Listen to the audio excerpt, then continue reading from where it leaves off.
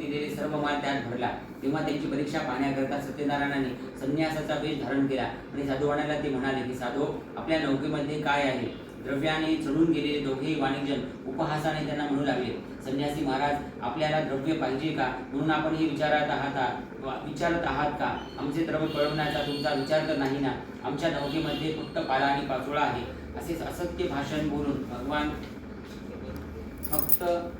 एवढेच म्हणाले की तुमचे म्हणणे खरे हो. असे म्हणून ते घंटी शोभेमान मुक्ता फळाची जय देव जय देव जय मंगलमूर्ती दर्शन मात्रे मान शरण मात्रे मन कामना पूर्ती जय देव रत्न जन्म मरणाते वारी हरि प्रदोवाता संकट निवारी जय देवी जय महिषासुरमर्दनी सुरवरी शरवरदे तारक संजीवनी जय देवी त्रिभुवन कोणी पाहता हृदय सेनानी चारी सूर्यबंध बोलवे कानी साही विवाद पडलो प्रवाही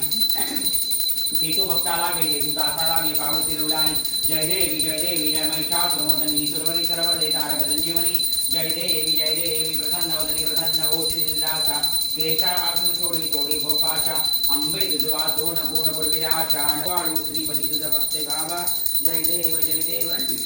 विधियुक्त पूजन करिता पुराण श्रवण परिमळ द्रव्यासहित पुष्पमाळा अर्पुण व्रतयुक्त शर्करा मिश्रित गोधूम चूर्ण प्रसाद भक्षण करिता प्रसन्न तू नारायण